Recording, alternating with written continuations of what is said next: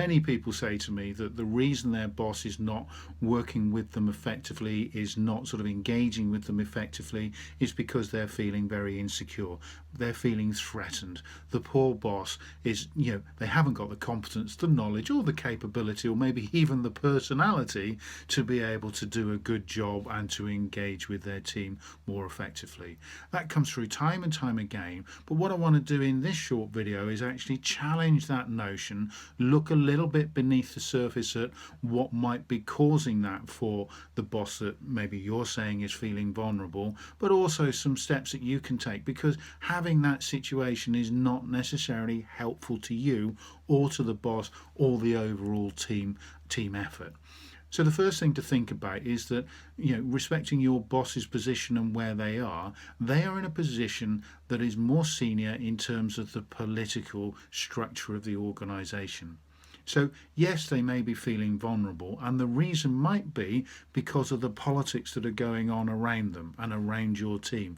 Quite often team members don't see that. They're actually being shielded by the boss. They don't see some of those goings on, and in fact quite often delegate upwards to the boss sorts out all the politics, which is fair enough. But if you want to improve the relationship that you have with your boss, just recognise that sometimes they are going to be in a very political situation that could, well, frankly, they could get fired if they get it wrong. So really I'm encouraging you to also think about the wider context for them. So what else is going on in their world? And all over this course I'm saying you really need to understand your boss's agenda so that you can connect more effectively with them. And you need to do this work in order to change the situation where you are feeling that your boss is feeling very insecure, and that's not helping your relationship.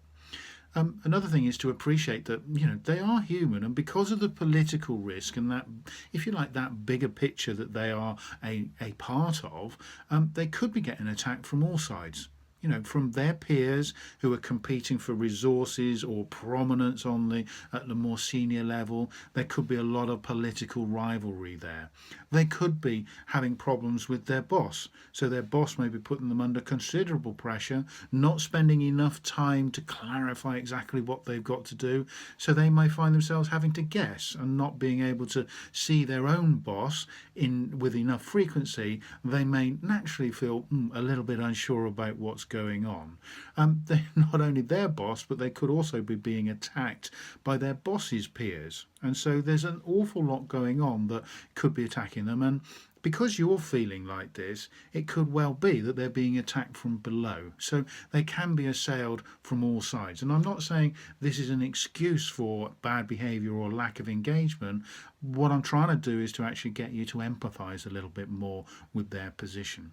Another factor that can create this insecurity and vulnerability is their lack of command of the detail. I mean, we talk elsewhere about micromanaging and the legitimacy of managing in a more careful, more intimate way.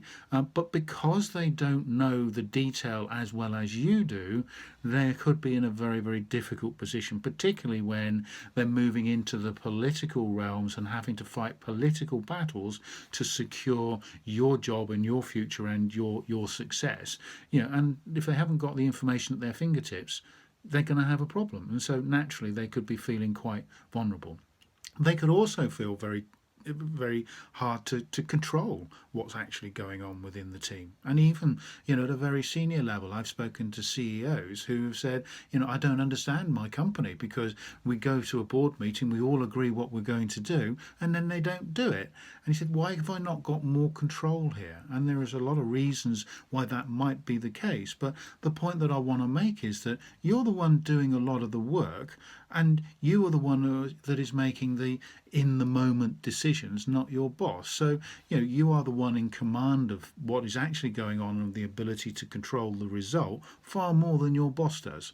Okay, so they're a little bit detached because of their position, but they've still got to take the flak if things go wrong. So it can legitimately make a boss feel very vulnerable. So bearing all of those things in mind, what I want you to do now is to sort of rethink the situation that you're in, and here are some strategies that you might like to use the insecurities or the perceived insecurity to help foster a stronger relationship with your boss. So the first thing to do is to really deeply appreciate their position, right? Think about it, think about their agenda, think about what's going on in the organisation and the politics, and appreciate that actually maybe they're in a very legitimately in a very difficult position. The second thing is give them a break, because yes, I know they're the boss. Yes, I know they're paid more than you, or quite likely are being paid more than you. And yes, I know it's their job to come and engage with you, etc. But come on, they're still a human being. So, give them a little bit of a chance to actually say, okay, yeah, no, I can understand why it's so difficult and why there are some difficulties here or sensitivities.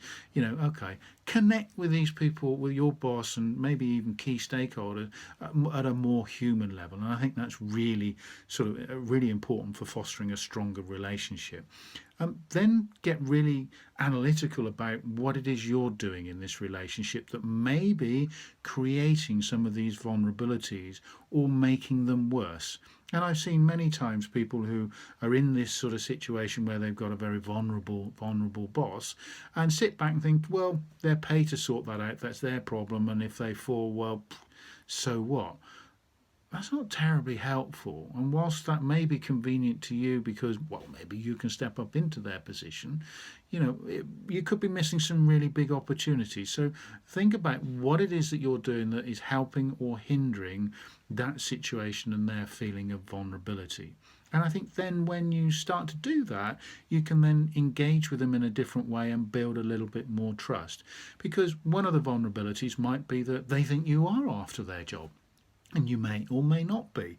But the point is that it's not being discussed and it's not clear between the two of you because there isn't enough trust. So what I would advocate you to do is to actually engage with them positively and say, things like, look, I appreciate at the moment that, you've got a lot of concerns about what we're doing here, etc., but I want to make you feel happier about it. I want you to I want to do something that will contribute that you can then go out into the political world with a great deal more confidence. How can I help?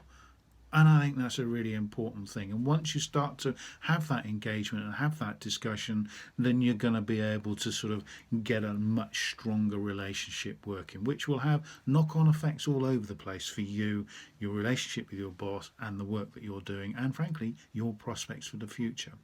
And so the final thing is then actually doing really tangible stuff to help them to feel more secure, to actually remove some of the risks that they're perhaps running, communicate more openly with them, and really work in partnership with them. I mean, this whole course is about how you can collaborate more effectively, how you can grow that relationship, how you can win over your boss so that you can be working very, very closely with them. And all of these strategies will help you. The fact that you've got a boss who is feeling vulnerable is a major opportunity that you can capitalize on to build a stronger relationship with them.